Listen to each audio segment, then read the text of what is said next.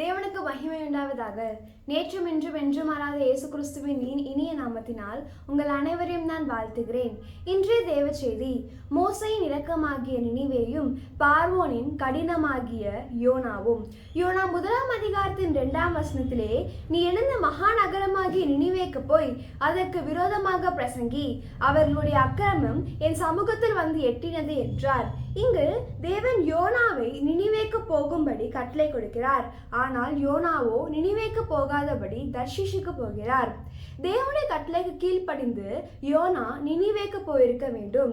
இங்கு அவர் நினிவேக்கு போகாமல் தர்ஷீஷுக்கு போவது யோனாவின் கீழ்ப்படியாமையை காட்டுகிறது.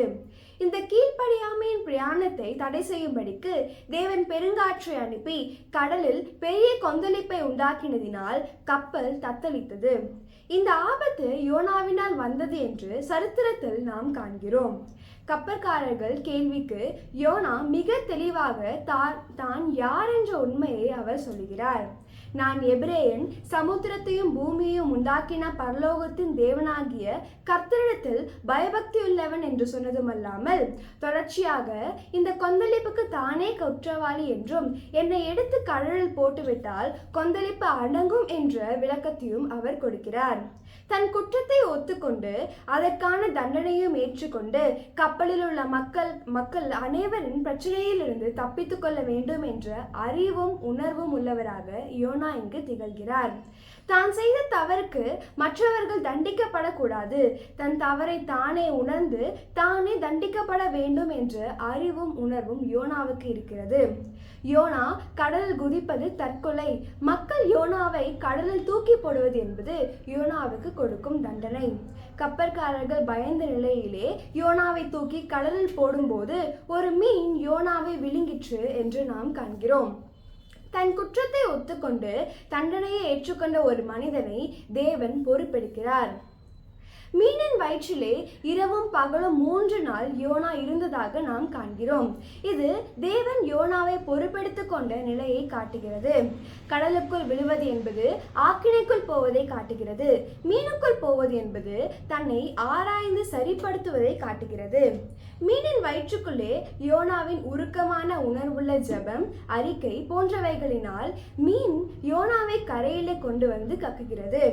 மத்தேயு 12 அதிகாரத்தின் 40 வசனத்திலே, யோனா இரவும் பகலும் 3 நாள் ஒரு பெரிய மீனின் வயிற்றில் இருந்தது போல மனுஷகுமாரனும் இரவும் பகலும் 3 நாள் பூமியின் இருதயத்தில் இருப்பார் என்று எழுதப்பட்டிருக்கிறது.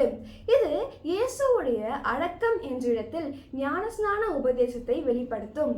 ஞானஸ்நான உபதேசம் ஒரு மனிதனுடைய கீழ்ப்படியாமையை நீக்கி கீழ்ப்படிதலுக்குள் கொண்டு வருகிறது. நினிவேக்கு போ என்பது கீழ்ப்படிதல், தர்ஷீஷுக்கு போவது என்பது கீழ்ப்படியாமை. மீனின் வயிற்றுக்குள் போவது என்பது கீழ்ப்படியாமையை கீழ்ப்படிதலுக்குள் கொண்டு வரக்கூடிய ஒரு சத்திய உபதேசமாக இருக்கிறது.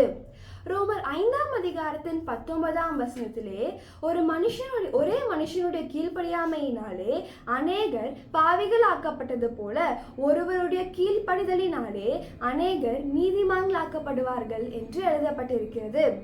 ஒருவருடைய கீழ்ப்படியாமை என்பது ஆதாமின் கீழ்ப்படியாமையை காட்டுகிறது. அது முழு மனிதர்களையும் பாவத்துக்குள் உட்படுத்துகிறது. ஒருவருடைய கீழ்ப்படிதல் என்பது கிறிஸ்துவுடைய கீழ்ப்படிதல். அது நம்மை நீதிமானாக்குகிறது. கீழ்ப்படிந்த யோனாவின் பிரசங்கம் நினிவே கவிழ்க்கப்படாத இடத்தில் மாற்றத்தையும் இரக்கத்தையும் அது கொண்டு வரக்கூடிய இடத்தில் இருக்கிறது. மனம் திரும்பி மாற்றப்பட்டவர்களை தேவனால் ஆக்கினைக்குள் கொண்டு போக முடியாது. நினிவே கவிழ்க்கப்படாதபடி நினிவேயர் தங்களை காத்து கொண்டார்கள். இந்த சம்பவம் யோனாவுக்கு கடுங்கோபத்தை உண்டாக்கினது. தேவன் நினிவே ஜனங்களுக்கு இறங்கின இடத்தில் யோனாவுக்கு அந்த இரக்கம் இல்லாதபடி கடுங்கோபம் கொண்டு வந்ததை நாம் காண்கிறோம். நினிவே கவிழ்க்கப்படவில்லை என்பது தேவனுடைய நியாயமும் நீதியுமாக இருக்கிறது. தேவனுடைய நியாயத்தையும் நீதியையும் அறியாத யோனா கடுங்கோபம் கொள்கிறார். இந்த கடுங்கோபத்திலே என்ன நியாயம், என்ன நீதி இருக்கிறது? நினிவே ஜனங்கள் மேல் தேவன் பாராட்டின இரக்கம் தேவனுடைய குணசீலங்களோடு இணைகிறது. அதை 5 பக்கமாக யோனா வெளிப்படுத்துகிறார். நீர் இரக்கமும் மன உருக்கமும் நீடிய சாந்தமும் மிகுந்த கிருபையும் உள்ளவரும் தீங்குக்கு மனஸ்தாபப்படுகிறவருமான தேவன் என்று அறிவேன் என்று சொல்லுகிறார். இந்த அறிவு யோனாவுக்கு இருந்தாலும் இந்த அறிவிலே அன்பு வெளிப்படவில்லை. அன்பில்லாதவன் தேவனை அறியான் என்று எழுதப்பட்டிருக்கிறது. இங்கு தேவனை அறிந்த யோனாவுக்கு அன்பில்லை.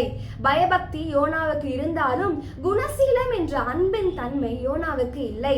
குணசீலம் என்பது கோபத்துக்கு எதிரானது. எபேசியர் 4ஆம் அதிகாரத்தின் 26, 27 வசனங்களிலே நீங்கள் கோபம் கொண்டாலும் பாவம் செய்யாதிருங்கள். சூரியன் அஸ்தமிக்கிறதுக்கு முன்னாக உங்கள் எரிச்சல் தனிய கடவது, பிசாசுக்கு இடம் கொடாமலும் இருங்கள் என்று எழுதப்பட்டிருக்கிறது. ஆதியாகமம் 49ஆம் அதிகாரத்தின் 5, 6, 7 வசனங்களிலே கோபத்தையும் மூர்க்கத்தையும் யாக்கோபு சபிக்கிறார். சிமியோன், லேவி இருவர் மேலும் அந்த சாபம் கொண்டு வரப்படுகிறது. ஆதியாகமம் 34ஆம் அதிகாரத்தின் 31ஆம் வசனத்திலே எங்கள் சகோதரியை அவர்கள் ஒரு வேசியை போல நடத்தலாமோ என்ற நியாயத்தை கொண்டு வருகிறார்கள். இது நியாயமாக இருக்கலாம். ஆதியாகமம் 37ஆம் அதிகாரத்திலே சகோதரருடைய பாவங்களை தகப்பனிடத்தில் சொல்லி வந்த யோசேப்பை கொலை செய்வது நியாயமாம். எனவே ஆதியாகமம் 42ஆம் அதிகாரத்திலே யோசேப்பு சிமியோனை கட்டி வைக்கிறார்.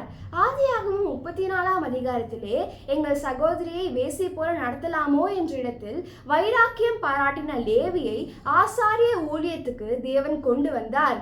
யாத்ராகமும் 32ஆம் அதிகாரத்திலே வேசித்தனம் பண்ணின 3000 பேரை லேவியர்கள் வெட்டி போடுகிறார்கள். சிமியோன் குற்றமற்ற யோசேப்புக்கு விரோதமாக கோபம் கொண்டு கொலை செய்ய எத்தனித்தபடியினால் யோசேப்பு அவனை கட்டி வைக்கிறார். உபாகமும் 33ஆம் அதிகாரத்திலே கோத்திரத்து அட்டவணையிலே சிமியோன் கோத்திரம் இல்லை.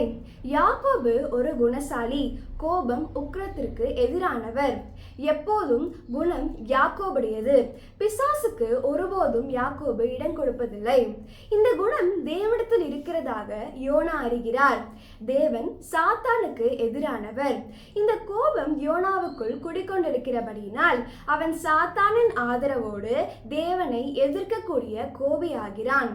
எனவே கோபமும் எரிச்சலும் சாத்தானுக்கு இடம் கொடுக்கும் என்பதை குறித்து எச்சரிப்படைவோம்.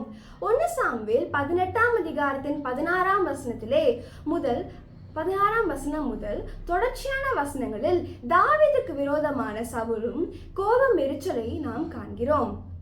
சவுல் கொன்றது 1000, தாவீது கொன்றது 10000 என்ற பாட்டு சவுலுக்கு கோபத்தையும் எரிச்சலையும் கொண்டு வந்தது. மறுநாளிலே தேவனால் விடப்பட்ட பொல்லாத ஆவி வந்தது. சவுல் பிசாசுக்கு இடம் கொடுத்த இடத்திலே அவன் ஆக்கினையை அடைந்தான். உம்முடைய நல்ல ஆவி என்னை செம்மையான பாதையில் வழி நடத்தும் என்பது தாவீதின் அனுபவமாக இருக்கிறது. ஆமணக்கு செடி மூலமாக தேவன் யோனாவுக்கு பாடம் கற்றுக் கொடுத்தாலும் யோனா அதை ஏற்றுக்கொண்டு உணர்வடையவில்லை. மரண பரியந்தம் எரிச்சலா இருப்பேன் என்ற மனதோடு இருக்கிறான். இது யோனா மேல் கொண்டு வரப்பட்ட தேவனுடைய தீர்ப்பாக இருக்கிறது. மூத்த குமாரன் எந்த தவறும் செய்யாதிருந்தும் அவன் தகப்பனாக வளராத இடத்திலே தம்பியை ஏற்றுக்கொள்ள அவனால் முடியவில்லை. யோனா எந்த தவறும் செய்யாதபடி இஸ்ரவேலின் தேவனுக்கு முன்பாக பயபக்தி உள்ளவனாக இருந்தாலும் தேவனுடைய 5 பக்கமான நற்குணத்தை அடையாத இடத்திலே நினிவேக்கு தேவன் இறங்கினது போல யோனாவால் நினிவேவுக்கு இறங்க முடியவில்லை. மோசேயின் இரக்கம் நினிவே ஜனங்களுக்கு உரியதாக இருக்கிறது. பார்வோனின் கடினத்தன்மை யோனாவுக்கு உரியதாக இருக்கிறது. எபிரேயர் 3ஆம் அதிகாரத்தின் 7, 8 வசனத்தின்படி பரிசுத்த ஆவியானவர் சொல்லுகிறபடியே இன்று அவருடைய சத்தத்தை கேட்பீர்களாகில் வனாந்திரத்திலே கோபமூட்டின போதும் சோதனை நாளிலும் நடந்தது போல உங்கள் இருதயங்களை கடினப்படுத்தாதிருங்கள். இந்த திருவசனத்திற்கு ஒப்பு கொடுப்போம். கர்த்தர் உங்களை ஆசீர்வதிப்பாராக. தேவனுக்கு மகிமை உண்டாவதாக. ஆமென்.